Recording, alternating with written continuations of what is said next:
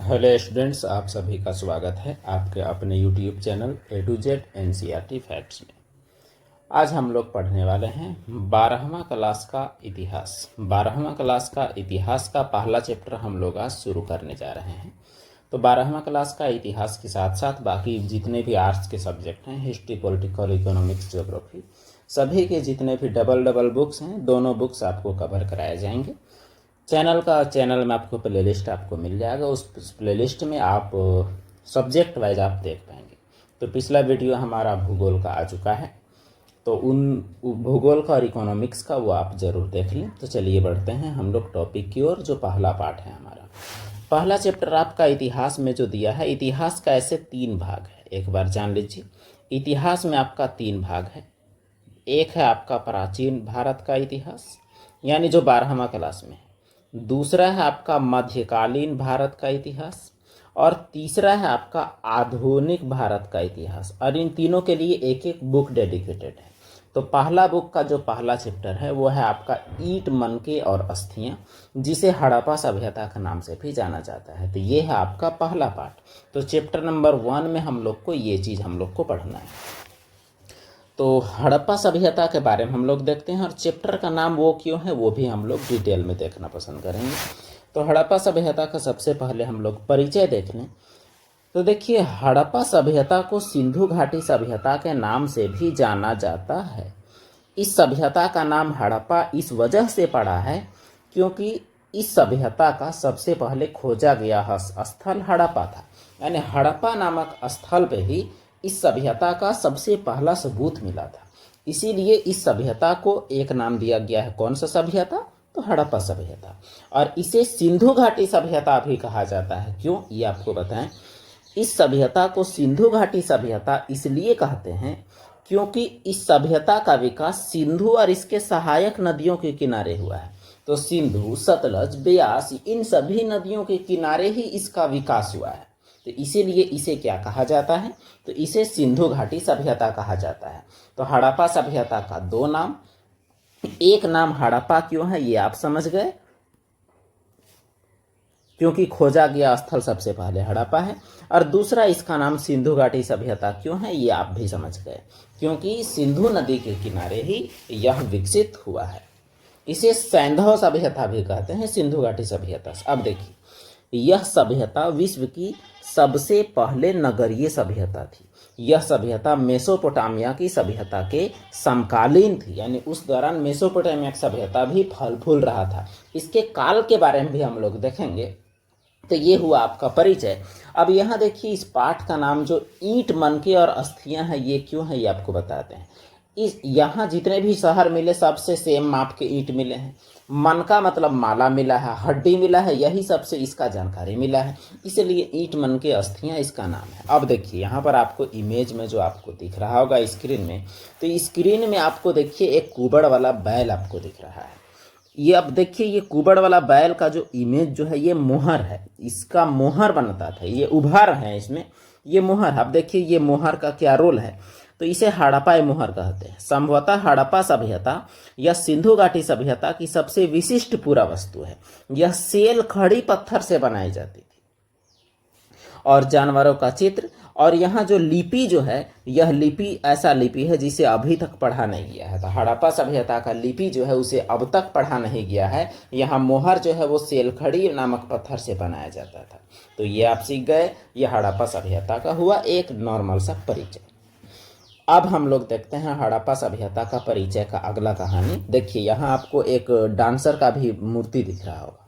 हालांकि ये मूर्ति बड़े स्तर पर नहीं बल्कि छोटे स्तर पर है।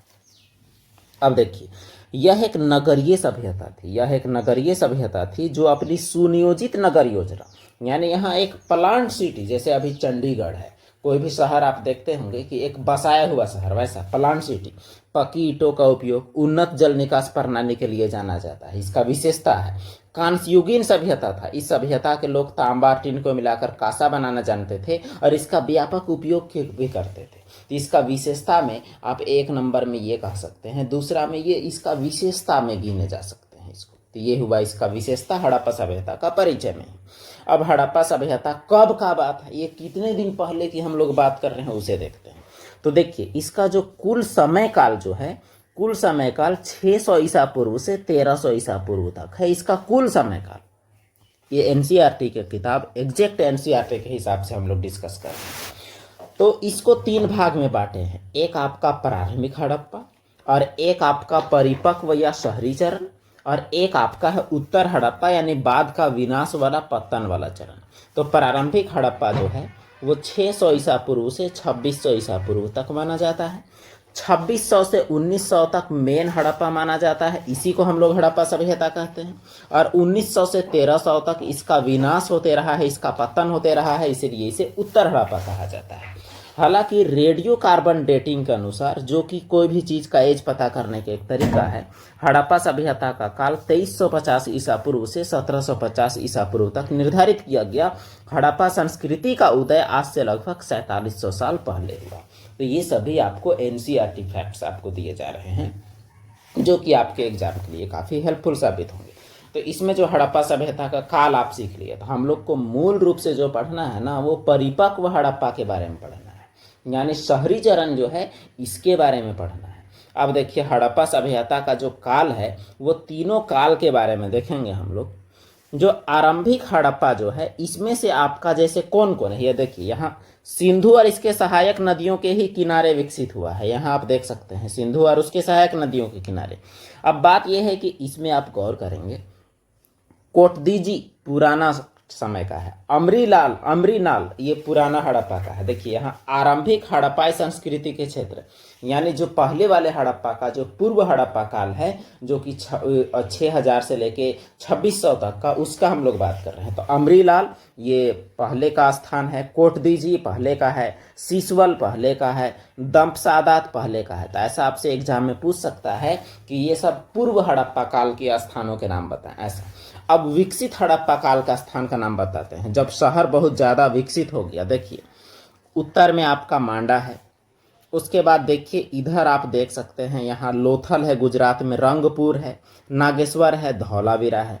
उसके बाद यहाँ आप मिताथल, राखीगढ़ी, बनावली, कालीबंगा ये देख सकते हैं, कालीबंगा राजस्थान, बनावली, राखीगढ़ी हरियाणा।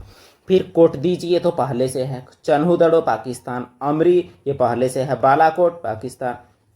अब देखिए मोहनजोदाड़ो पाकिस्तान, सूतकांगेंडोर पाकिस्तान, और उसके बाद ये रहा हड़प्पा और फिर ये रहा गंवेरी वाला।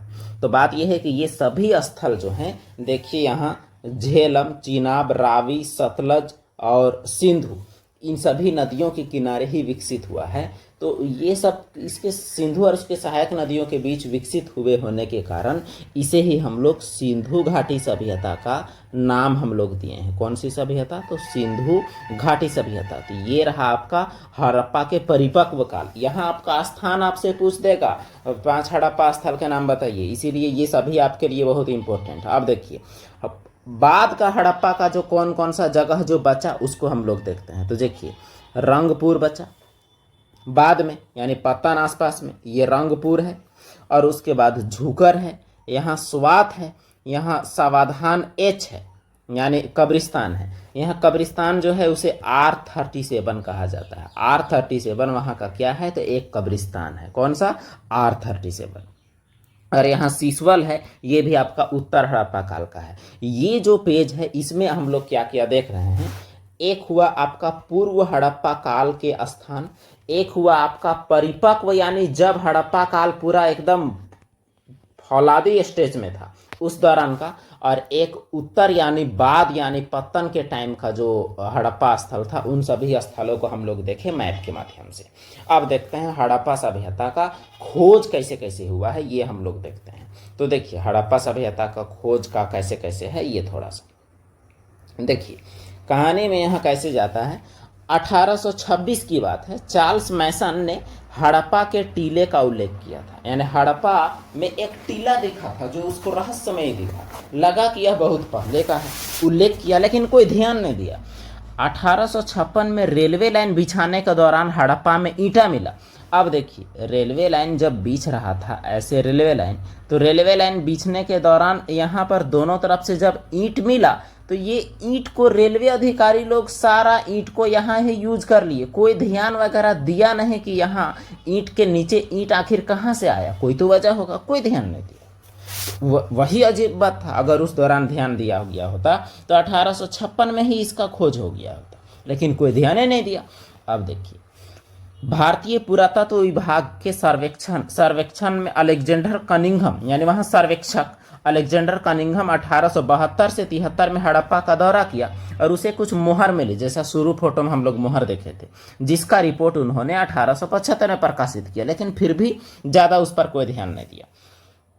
1921 में दयाराम साहनी और माधव स्वरूपवत्स ने रावी नदी के किनारे हड़प्पा स्थल की खोज की।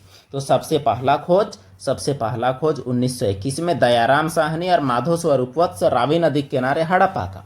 तो पहला खोजा गया स्थल कौन सा है? तो पहला खोजा गया स्थल हड़प्पा है। कौन नदी के किनारे? रावी नदी के किनारे। कौन खोज किया? तो एक दया और एक माधव, यानी दयाराम साहनी और माधव स्वरूपवत्स। कब किया? तो 1921 में। ये बात आप पूरा एकदम जरूर याद रखें। अब दूसरा खोज का क्या है वो हम लोग देख लें। 1922 में रखालदास बनर्जी ने सिंधु नदी के किनारे मोहनजोदड़ो नामक स्थल की खोज की। तो 22 में मोहनजोदड़ो सिंधु नदी के किनारे।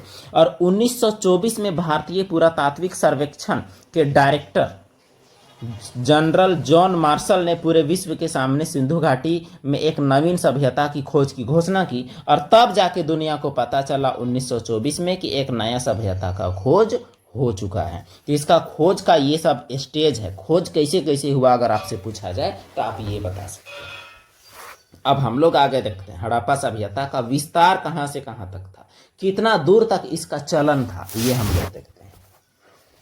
तो हड़प्पा सभ्यता का उद्भव भारतीय उपमहाद्वीप के पश्चिम उत्तर भाग में हुआ था। पश्चिम उत्तर भाग में देखिए, पश्चिम उत्तर भाग ये आपका है राजस्थान और पाकिस्तान और गुजरात वाला इलाका, ये पश्चिम उत्तर भाग कहलाता है। इस संपूर्ण क्षेत्र त्रिभुजाकार है। यहाँ पर आप गौर करेंगे तो इस प्रकार का क्षेत्र है, त्रिभुजाकार। इसका क्षेत्रफल 12,99,000 वर्ग किलोमीटर है। उत्तर में आपका मांडा है। उत्तर में क्या है? जम्मू कश्मीर का मांडा।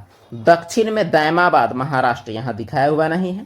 पश्चिम में सुतकागेंडोर पाकिस्तान, और पूरब में आलमगीरपुर जो कि यूपी में है। तो ये हुआ इसका चौहद्दी मांडा, और उत्तर में मांडा, दक्षिण में दैमाबाद, पश्चिम में सुतकागेंडोर, और उसके बाद पूर्व में आलमगीरपुर।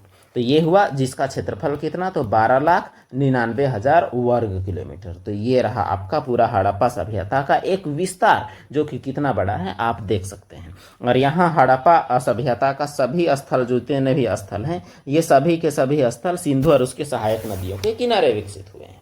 अब देखते हैं हड़प्पा सभ्यता के प्रमुख स्थलों के बारे में, जितने भी स्थल रहे हैं उसके बारे में। तो प्रमुख स्थलों में क्या क्या है वो जरा देखें। पहला स्थल आपका क्या है? हड़प्पा, सबसे पहला। तो सबसे पहला खोजा गया स्थल जो है वो क्या है? हड़प्पा है। यहाँ आप देख सकते हैं, यह स्थल पाकिस्तान के पंजाब प्रांत के मोंटगोमरी जिले में स्थित है। दूसरा पॉइंट, यह रावी नदी के किनारे है। तीसरा, 1921 में दयाराम साहनी ने इसका खोज किया। यह इस सभ्यता का सबसे पहला खोजा गया स्थल हड़प्पा है, इसलिए इस सभ्यता को हड़प्पा सभ्यता भी कहा जाता है। हड़प्पा और मोहनजोदाड़ो एक दूसरे से 483 किलोमीटर की दूरी पर हैं, फिर भी इन नगरों को हड़प्पा सभ्यता की जुड़वा राजधानी कहा जाता है। हड़प्पा से सबसे फेमस चीज जो मिला है वो विशाल अनाज भंडारण के लिए जो ग्रेनरी मिला है, अनाज रखने के लिए, जैसा कि आप देख सकते हैं यहाँ अनाज रखने के लिए धानिया कोठार मिला है। यह आपका हड़प्पा का सबसे फेमस चीज है। बाकी पक्की ईंटें, ये बहुत सारी चीज़ें तो पूरा बहुत कुछ मिला ही है, भवन वगैरह, गली वगैरह, ये सब चीज़ मिला है हड़प्पा से। अब हम लोग देखते हैं मोहनजोदाड़ो, जो कि दूसरा स्थल है। हड़प्पा सभ्यता का दूसरा और सबसे प्रसिद्ध स्थल यह पाकिस्तान के लारकाना जिले के सिंधु नदी के किनारे स्थित है। ये सब आपको लिखना है।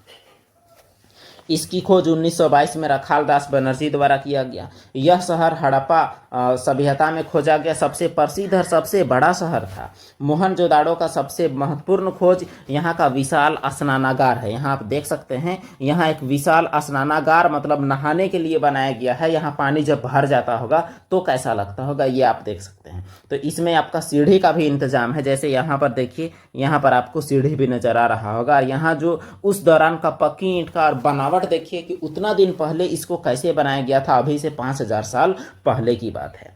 और इसका मतलब लंबाई है 11.8 मीटर। 11.8 मीटर मतलब लगभग 35 फीट। और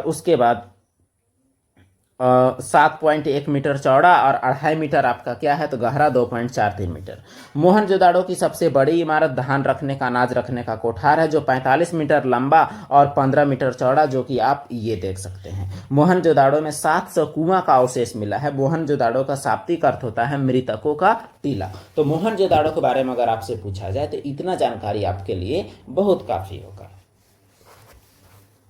अब हम लोग देखते हैं हड़प्पा सभ्यता के प्रमुख स्थल में तीसरा स्थल। तो तीसरा स्थल जो आपका है वो है चन्हुदड़ो। यह पाकिस्तान के सिंध प्रांत में सिंधु नदी के किनारे। यह शहर शिल्प कार्य के लिए प्रसिद्ध था। माला वगैरह बनता था, देख सकते हैं यहाँ माला का क्वालिटी, जहाँ विशेष तौर पर मनके बनाए जाते थे यानी माला का दाना। इसकी खोज 1931 में NG मजूमदार ने की थी। यह हड़प्पा सभ्यता का बिना दुर्ग वाला एकमात्र शहर था। इस बात को समझते हैं, हड़प्पा सभ्यता में जितने भी शहर थे वो सब दुर्ग वाले थे, यानी चारों तरफ ईंटा का बाउंड्री किया हुआ था। लेकिन बगैर दुर्ग वाला एकमात्र शहर कौन सा है तो वह है आपका चन्हुदड़ो। ये आपको याद रखना है। अगला स्थल है आपका लोथल। लोथल का खासियत देखें कि हड़प्पा सभ्यता का जो यह स्थल गुजरात में भोगवा नदी के किनारे है। लोथल का खोज रंगनाथ नाथ द्वारा 1957 में किया गया।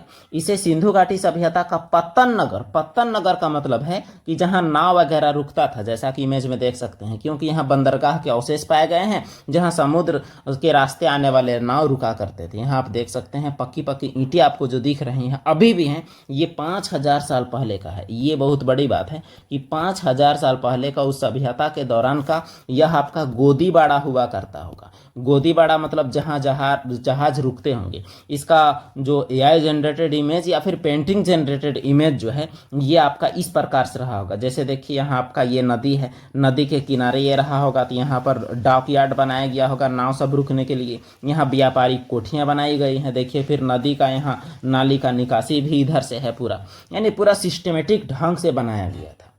ये लोथल की बात है। अगला स्थल है आपका पांचवा है कालीबंगा। तो कालीबंगा का अर्थ होता है काली रंग की चूड़ियाँ। यह राजस्थान के घाघरा नदी के किनारे है। इसकी खोज अम्लानंद घोष ने की थी।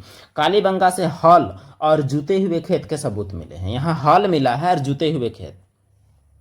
धौलावीरा है अगला स्थल जो गुजरात में है। नगर 3 भाग में बटा था। अपनी जल प्रणाली यानी जल संरक्षण प्रणाली, जल वितरण प्रणाली और सिंचाई के लिए प्रसिद्ध था। यहाँ आप देख सकते हैं, यहाँ हम लोग कुआं का अवशेष देख सकते हैं, यहाँ बांध वगैरह का अवशेष देख सकते हैं। उसके बाद यहाँ आप नाली का अवशेष देख सकते हैं। ये सब धौलावीरा की खासियत है। तो धौलावीरा में आप बहुत कुछ यानी जल निकास प्रणाली के लिए बहुत ही प्रसिद्ध स्थल जो है वो धौलावीरा का है। और गुजरात में धौलावीरा भारत में स्थित हड़प्पा सभ्यता का सबसे प्रमुख स्थल है। अब देखते हैं हड़प्पा सभ्यता को जब नगरीय सभ्यता कहा जाता है, आखिर कैसा था नगर, ये हम लोग देखते हैं। नगर योजना, तो हड़प्पा संस्कृति की सबसे महत्वपूर्ण विशेषता इसकी नगर योजना थी। अब नगर नियोजन और वास्तुकला में क्या था देखिए, हड़प्पा सभ्यता में नगर को 2 भाग में बांटते थे। 2 भाग में, अधिकांश हड़प्पा बस्तियां 2 भाग में थी। एक होता था दुर्ग जो कि ऊंचा जगह में रहता था, और एक होता था निचला शहर। तो दुर्ग ऊपरी शहर जो है वो छोटा लेकिन ऊंचाई पर स्थित दीवार से घिरा होता था, यानी आप बाउंड्री में लांघ नहीं सकते। संभवतः विशिष्ट सार्वजनिक प्रयोगों के लिए होता होगा। अन्नागार, स्नानागार, मोहनजोदाड़ो का विसलारा स्नानागार यही है, यानी ऊपर वाले में। फिर निचला शहर वो बड़ा होता था लेकिन निचले हिस्से में स्थित और आवासीय भवन यहाँ रहते थे। संभवतः यहाँ दुर्ग में शासक लोग रहते थे और निचला शहर में गरीब लोग रहा करते थे। यहाँ आप देख सकते हैं ये है निचला शहर और ये है आपका दुर्ग। और जो वहाँ का नगर योजना में जो मकान आप देख सकते हैं, यहाँ 2 तल्ला मकान, सीढ़ी और डायरेक्ट सड़क की ओर मेन गेट का ना खुलना, ये सब चाक, ये बहुत कुछ आर्थिक क्रियाकलाप में बैलगाड़ी, ये सभी चीज़। उसके बाद छत वाले मकान, पक्की ईंटों का मकान, ये सब इसके नगर योजना की विशिष्टताएं हैं। अब नगर योजना में और भी क्या क्या है विशिष्टता, ये हम लोग देख लेते हैं। सड़कें और जल निकास प्रणाली। सड़कें ग्रिड पद्धति पर थी। ग्रिड पद्धति मतलब ऐसे एकदम 90 डिग्री में बना हुआ। अभी हम लोग का गांव शहर ऐसा नहीं बना हुआ है, जो एक दूसरे को समकोण पर काटती थी। यानी सड़कें और घरों की पानी छोटी नालियों से निकलकर बड़ी नालियों में जुड़ता था। एक सुनियोजित जल निकास प्रणाली का प्रमाण मिला है। फिर ईंट का उपयोग, पक्की ईंट का प्रयोग होता था और सब जगह का ईंटा का साइज एक था। इसका मतलब जरूर वहाँ कोई शासक वर्ग था जो कंट्रोल करता था कि पूरा सब चीज नियम से चलेगा। घर की विशेषता देखिए, अधिकांश घरों में आंगन, रसोई, स्नान घर और कुएं होते थे। अभी सबके घर में नहीं होता था, कुछ साल पहले और उस दौरान था। कुछ घरों में ऊपरी मंजिल पर जाने के लिए सीढ़ियां भी थी, जैसा कि आप यहाँ देख सकते हैं। यहाँ बहुत किस्म का आपको सीढ़ी दिख रहा है, छत दिख रहा है। आपका यहाँ स्नान घर है। प्रत्येक प्रकार का घर में आपका सुविधा है। तो उस दौरान इस प्रकार का सुविधा। अब उसके बाद देखिए, यहाँ नाली का भी देख सकते हैं सिस्टम, कि एक नाली दूसरे में मिल रहा है, वो भी 90 डिग्री में है। उसके बाद यहाँ नाली का हाइट आप देख सकते हैं कि वहाँ आदमी घुस के साफ करे तब भी कोई दिक्कत ना हो। यहाँ आप क्वालिटी देख सकते हैं कि रोड का, घर का, सब चीज़ एकदम बसाया हुआ शहर जैसा था।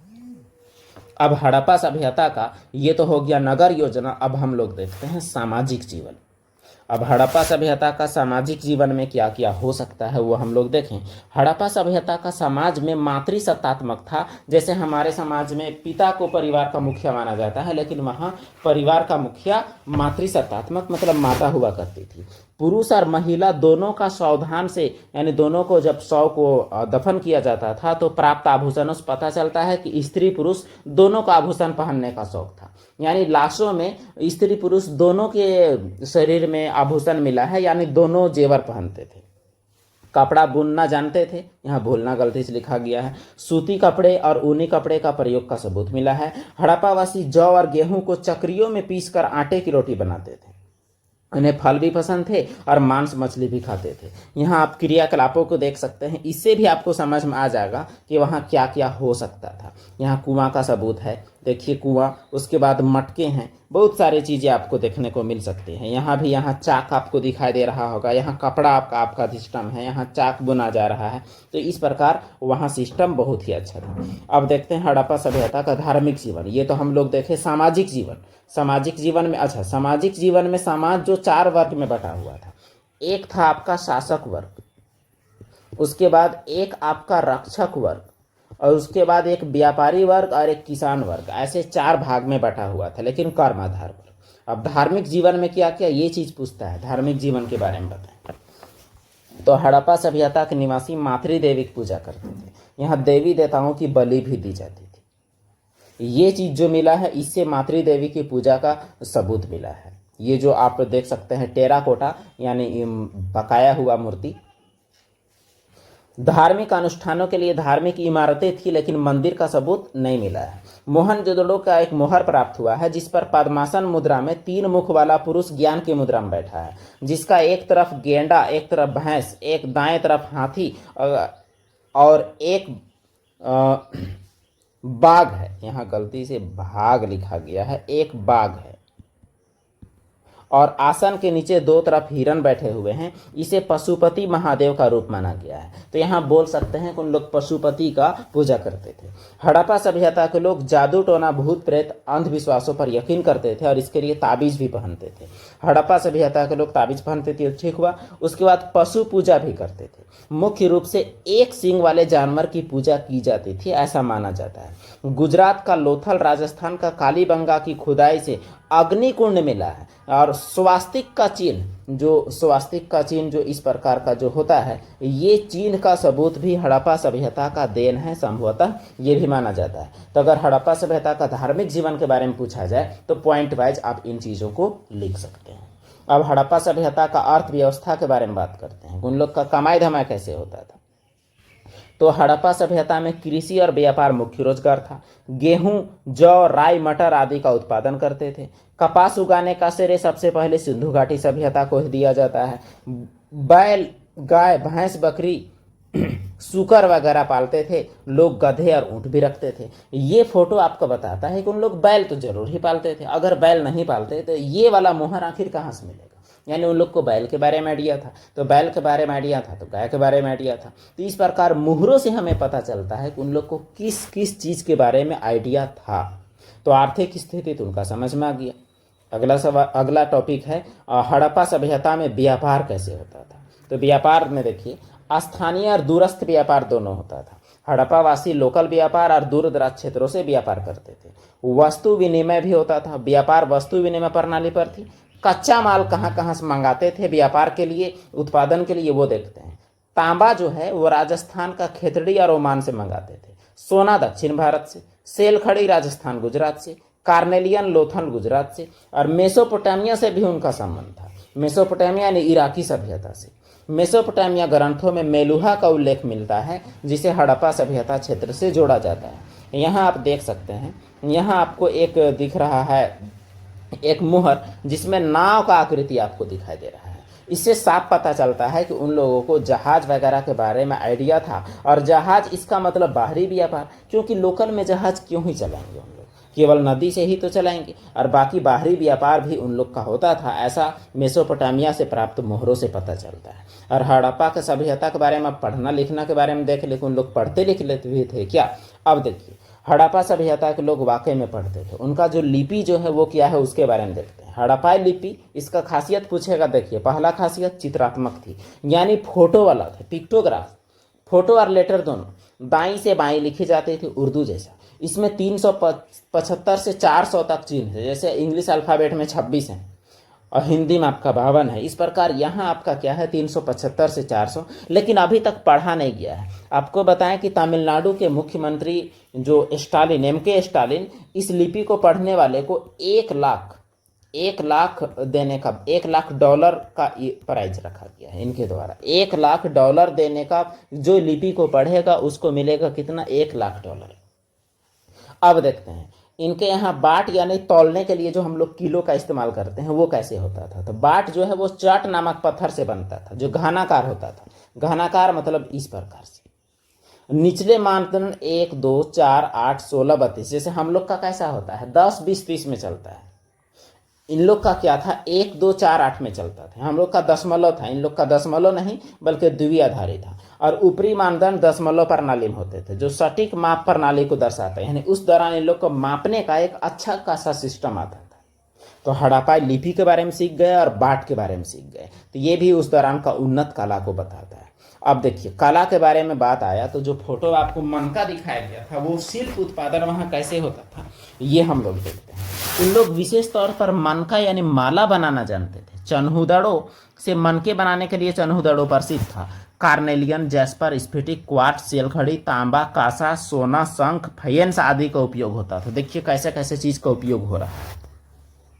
औजार और आभूषण, तांबे और कांसे के औजार, हथियार और आभूषण बनते थे। शिल्प में सोने चांदी का आभूषण भी मिले हैं। फिर मोहर देखिए, मोहरें मुख्य रूप से सेलखड़ी की बनती थी। जानवरों के चित्र और अपठित लिपि खुदी होती थी, जो लिपि हम लोग पढ़ नहीं पाए हैं, जिसका उपयोग व्यापार और प्रशासनिक उद्देश्य के लिए होती थी। बर्तन सुंदर मिट्टी के बने होते थे। यहाँ आप देख सकते हैं, यहाँ भी औजार देख सकते हैं। और यहाँ आप देख सकते हैं फेयंस का दर्पण, जिसमें आप यहाँ देख सकते हैं कि इन जानवरों के बारे में उन लोग को जब पता नहीं था तो फिर फोटो क्यों है, इसका मतलब पता था। और यहाँ जो भी लिपि खुदा हुआ है इसे अभी तक पढ़ा नहीं गया है, इसी पर प्राइज रखा गया है। अब देखते हैं सामाजिक भिन्नताएं वहाँ कैसे कैसे थे। क्या समाज पूरा एक था कि समाज में विभिन्नता था? तो विभिन्नता बिल्कुल था। जैसे शवाधान, शवों को गड्ढों में दफनाया जाता था। कुछ कब्रों में मृदभांड आभूषण भी मिले हैं जो सामाजिक भिन्नता को प्रदर्शित करते हैं। शवों को कहीं कहीं जलाने का भी सबूत मिला है। फिर विलासिता की वस्तु, कुछ स्थलों से दुर्लभ मांगली वस्तु जैसे फाइंस के लघु पात्र ऐसा मिला है। उसके बाद तांबा का बर्तन दर्पण मिला है यानी आईना, और तांबा और कांसा का भी बर्तन मिला है जो संभवतः अभिजात वर्ग के लोग यानी अमीर लोग इस्तेमाल करते होंगे, क्योंकि गरीब लोग इसका इस्तेमाल कहाँ से करेंगे उस दौरान के लोग। तो ये सामाजिक भिन्नता तो था, यानी अमीर गरीब का वर्ग था। अब देखते हैं इतना बढ़िया सभ्यता था तो ये गायब कहाँ हो गया? अभी क्यों नहीं है ये सभ्यता? अगर उतना पहले इतना कुछ था तब तो अभी बहुत तरक्की किया हुआ होना चाहिए, लेकिन अब ऐसा है नहीं। ऐसा क्यों? ये चीज़ हम लोग देखते हैं।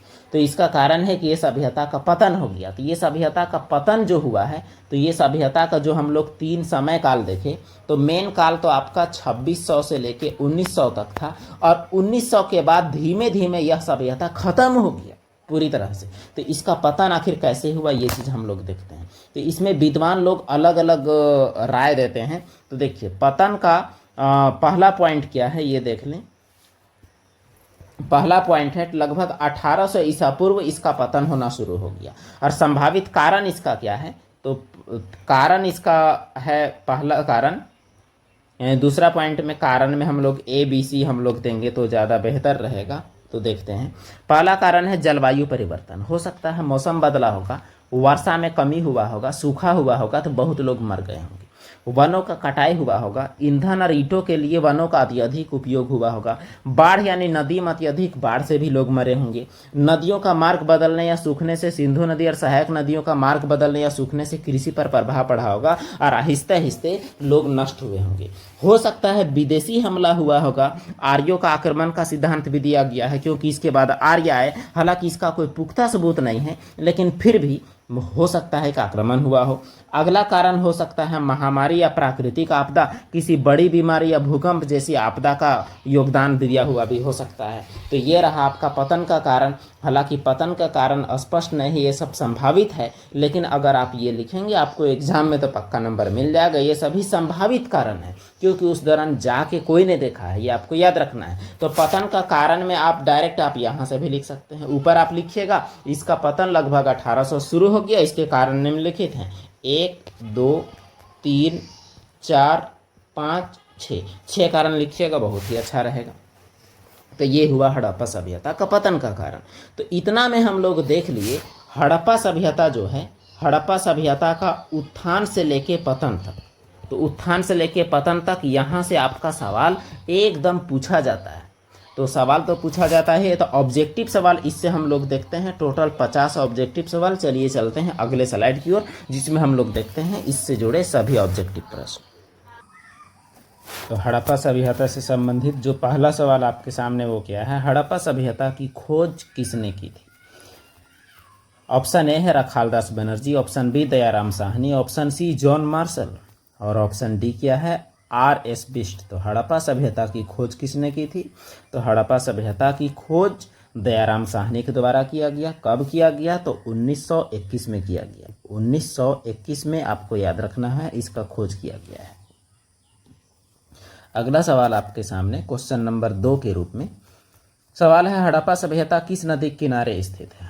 सिंधु नदी, यानी हड़प्पा यहाँ बात किया गया, हड़प्पा सभ्यता नहीं बल्कि हड़प्पा दिमाग में रखा जाए और पूरा सभ्यता की बात किया जाएगा तो भी हम लोग बताएंगे। ऑप्शन सी है आपका, ऑप्शन ए है सिंधु, फिर है रावी, फिर है सतलुज, फिर है ब्यास। तो सही जवाब इसका क्या हो जाएगा? सही जवाब हो जाएगा रावी नदी। देखिए हड़प्पा जो स्थल है इसका बात किया गया है, हड़प्पा स्थल किस नदी के किनारे है? तो रावी नदी के किनारे। और मोहनजोदाड़ो किस नदी के किनारे है? तो सिंधु नदी के किनारे। ये आपको याद रखना है। अगला सवाल है क्वेश्चन नंबर 3, मोहनजोदाड़ो का शाब्दिक अर्थ क्या है? मोहनजोदाड़ो का शाब्दिक अर्थ हम लोग देख ले। ऑप्शन ए महान जीवितों का टीला, मृतकों का टीला, या फिर महान नगर, ऑप्शन है आपका शांति का शहर। तो मोहनजोदाड़ो का शाब्दिक अर्थ होता है आपका मृतकों का टीला, जैसा कि आप पहले टेक्स्ट के माध्यम से वहाँ कॉन्सेप्ट के टाइम में देख चुके थे। अगला सवाल है, मोहनजोदाड़ो की खोज किसने की थी? Option A Dayaram Sahni, option B Rakhaldas Banerjee, option C M S. Vats यानी माधव स्वरूप वत्स, और ऑप्शन डी है R.E.M. व्हीलर। तो मोहनजोदड़ो की खोज किसने किया था? तो इसका खोज रखालदास बनर्जी ने 1922 में किया था। अगला सवाल है क्वेश्चन नंबर 5, मोहनजोदड़ो किस नदी के किनारे स्थित है? Option A Ravi, option B Sutlej, option C Sindhu और ऑप्शन डी है झेलम। तो मोहनजोदड़ो किस नदी के किनारे है? तो वो सिंधु नदी के किनारे है जो कि पाकिस्तान में पड़ता है। अगला सवाल है क्वेश्चन नंबर 6, हड़प्पा सभ्यता का सबसे विशिष्ट विशेषता क्या थी, सबसे खास बात? ऑप्शन ए कृषि व्यवस्था, ऑप्शन बी शहरी नियोजन, ऑप्शन सी पशुपालन, ऑप्शन डी धार्मिक प्रथा। हड़प्पा सभ्यता का सबसे खास विशेषता जो है वो उसका नगर नियोजन यानी शहर नियोजन है। अगला सवाल है क्वेश्चन नंबर 7, सिंधु घाटी सभ्यता के लोग किस धातु से परिचित नहीं थे, यानी किस चीज के बारे में उन्हें पता नहीं था? सोना, चांदी, तांबा या लोहा। तो हड़प्पा सभ्यता के लोग खास तौर से अगर कोई चीज से परिचित नहीं थे तो वो क्या था? तो वो लोहा से परिचित नहीं थे, सोना, चांदी और तांबा से परिचित थे।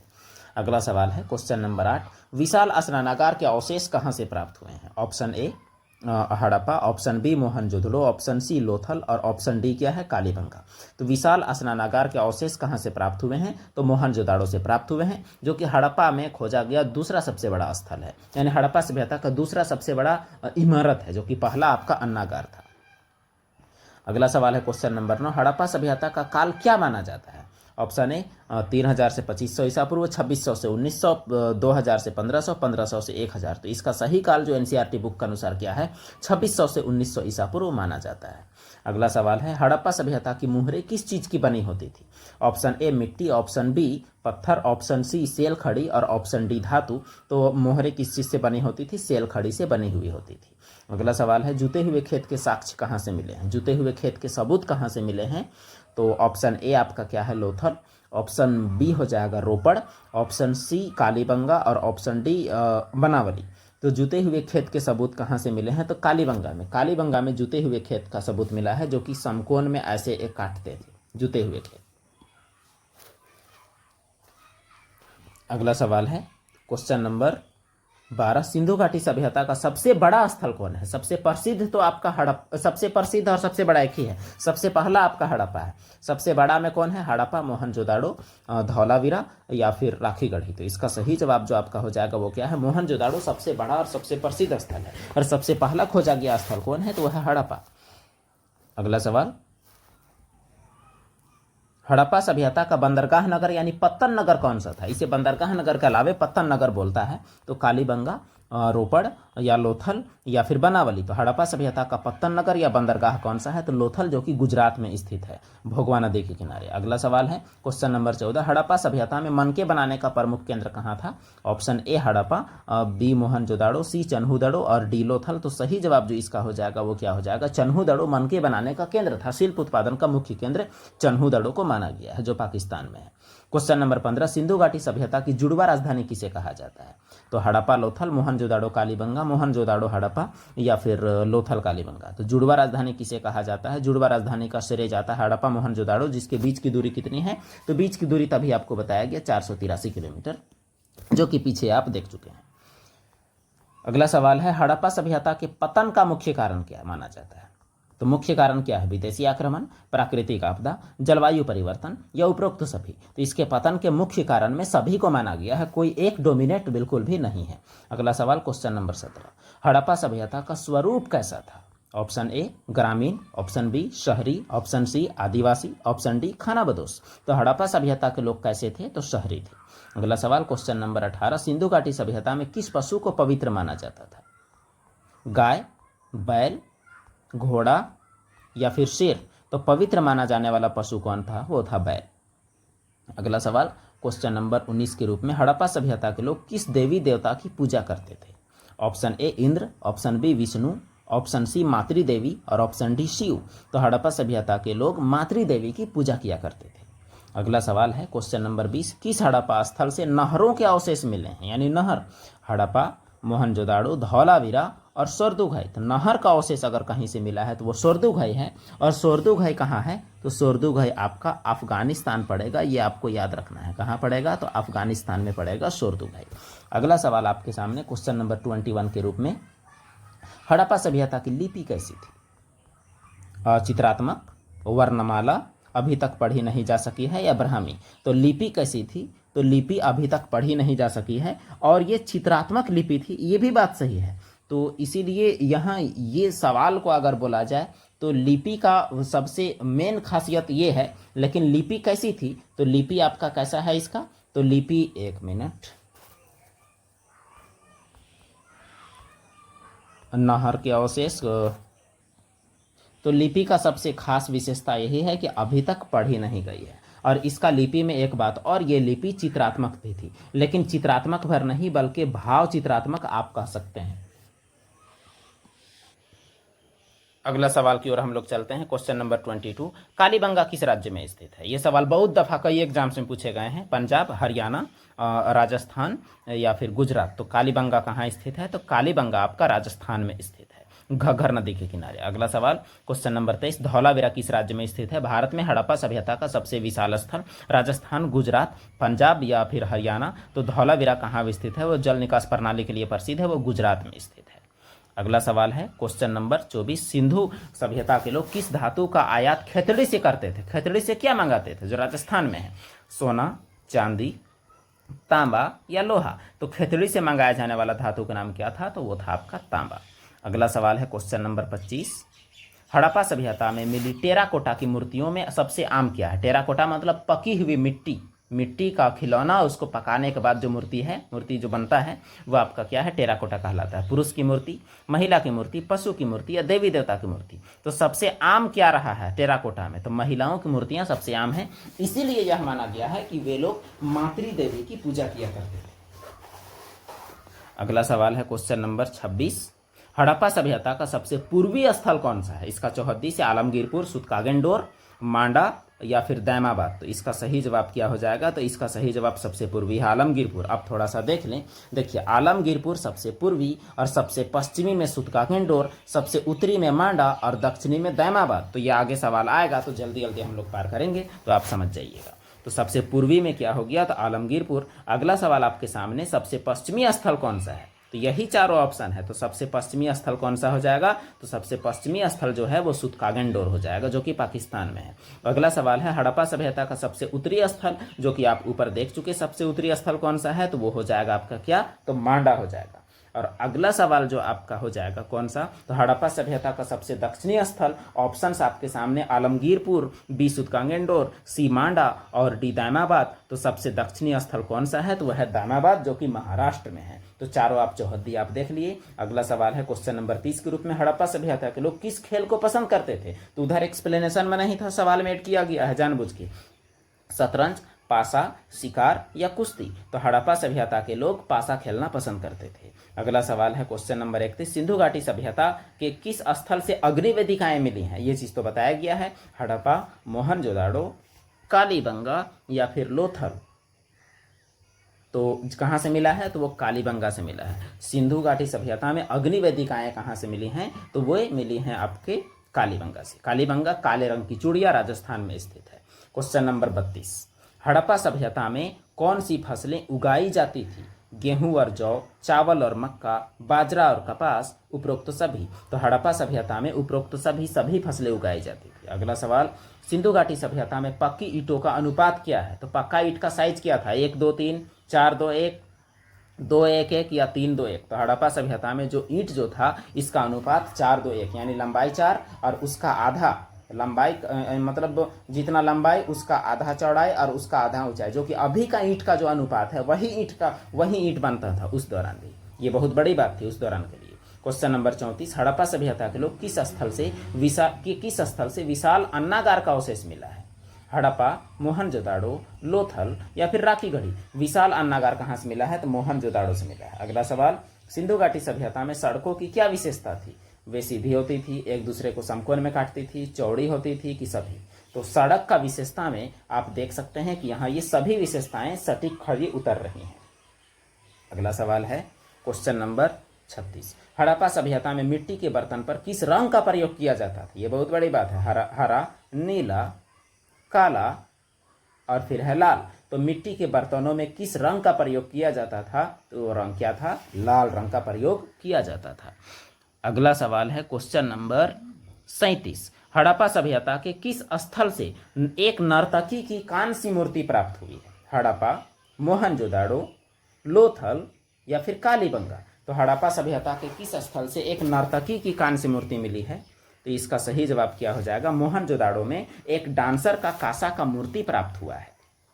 अगला सवाल है क्वेश्चन नंबर 38, सिंधु सभ्यता का मेसोपोटामिया अभिलेखों में क्या नाम दिया गया है? तो मेसोपोटामिया में इसका क्या नाम है? मगान, दिलमुन, मेलुहा या फिर मेसोपोटामिया। तो सही जवाब है सिंधु घाटी सभ्यता का नाम मेसोपोटामिया का अभिलेखों में मेलुहा दिया गया था। अगला सवाल क्वेश्चन नंबर 39, हड़प्पा सभ्यता में शवाधान की कौन सी विधि थी? तो आंशिक दफन होता था, पूर्ण दफन होता था, दाह संस्कार होता था कि सभी प्रकार का देखने को मिला है? तो यहाँ उपरोक्त में से सभी प्रकार को देखने को मिला है। अच्छा, यहाँ शवाधान में यहाँ एक कंफ्यूजन मिलेगा, उसमें आपको एक बार मतलब यहाँ जो पूर्ण दफन वाली जो बात है यह यहाँ गलत है। यहाँ शवाधान जो था ये सभी प्रकार का था, कहीं पर दफनाया जाता था, कहीं पर जलाया जाता था। तो ये बात आप याद रखेंगे। बढ़ते हैं अगले सवाल की ओर। अगला सवाल जो आपके सामने है क्वेश्चन नंबर 40, सिंधु घाटी सभ्यता के किस स्थल से गोदीबाड़ा यानी बंदरगाह मिला है? मोहनजोदाड़ो, हड़प्पा, लोथल या फिर धौलावीरा? तो गोदीबाड़ा यानी बंदरगाह का सबूत मिला है लोथल से, और लोथल कहाँ स्थित है? तो गुजरात में स्थित है। अगला सवाल आपके सामने क्वेश्चन नंबर 41, हड़प्पा सभ्यता का सबसे बड़ा भारतीय स्थल कौन सा है? तो सबसे बड़ा भारतीय स्थल मोहनजोदाड़ो, हड़प्पा, राखीगढ़ी या फिर धौलावीरा? तो इसका जो सही जवाब जो आपका हो जाएगा वो आपका हो जाएगा धौलावीरा, लेकिन यहाँ गलती से यहाँ राखीगढ़ी है जो कि गलत है। जवाब क्या हो जाएगा? तो जवाब आपका धौलावीरा, सबसे बड़ा भारतीय स्थल धौलावीरा हो जाएगा, जो कि कहाँ है? जो गुजरात में है। अगला सवाल आपके सामने क्वेश्चन नंबर 42 के रूप में, किस वर्ष में हड़प्पा सभ्यता की खोज हुई है? 1920, 21, 22 या 23? तो हड़प्पा सभ्यता की खोज दयाराम साहनी के द्वारा 1921 में रावी नदी के किनारे पाकिस्तान के हड़प्पा नामक स्थल पर की गई थी। अगला सवाल है क्वेश्चन नंबर 43, हड़प्पा सभ्यता में माप तौल के लिए किसका प्रयोग किया जाता था? बाट, तराजू, दोनों ए और बी या इनमें से कोई नहीं? तो तराजू का जिक्र कहीं भी नहीं मिला है, इसीलिए हम लोग केवल बाट भी हम लोग टिक करेंगे। अगला सवाल हो जाएगा क्वेश्चन नंबर 44, हड़प्पा सभ्यता में पाई गई अधिकांश मुहरें किस आकार की थी? तो ऑप्शन है गोलाकार, आयताकार, वर्गाकार या फिर त्रिकोणीय? तो सही जवाब हो जाएगा अधिकांश मुहरें किस आकार की थी? वर्गाकार। इसे आप ये भी कह सकते हैं, आप घनाकार भी कह सकते हैं। अगला सवाल आपका हो जाएगा क्वेश्चन नंबर 45, हड़प्पा सभ्यता में शिल्प उत्पादन के लिए कौन सा स्थान प्रसिद्ध था? Option A Lothal, B Kalibanga, C Chanhudaro, D Banawali? तो सही जवाब हो जाएगा शिल्प उत्पादन के लिए चन्हूदड़ो, जो कि पाकिस्तान में सिंधु नदी के किनारे है, वो आपका प्रसिद्ध हुआ करता था। अगला सवाल है क्वेश्चन नंबर 46, हड़प्पा सभ्यता के शहरों में जल निकासी प्रणाली की क्या विशेषता थी? खराब, अच्छी, अव्यवस्थित या केवल बड़े शहरों में थी? तो हड़प्पा सभ्यता में जल निकास की प्रणाली अच्छी थी। अगला सवाल है, हड़प्पा सभ्यता का प्रशासन कैसा था? राजशाही, लोकतांत्रिक, नगर पालिका जैसा या सैनिक? तो हालांकि इसके बारे में पुख्ता सबूत नहीं है, लेकिन फिर भी माना जाता है कि नगर पालिका जैसा संस्था वहां हुआ करता था। अगला सवाल आपके सामने क्वेश्चन नंबर 48, सिंधु घाटी सभ्यता में मातृ देवी की पूजा के प्रमाण कहाँ से मिले हैं? मोहर से, मूर्ति से, दोनों से या इनमें से कोई नहीं? तो सही जवाब इसका हो जाएगा दोनों, ए और बी दोनों से सबूत मिला है कि मातृ देवी की पूजा किया करते थे।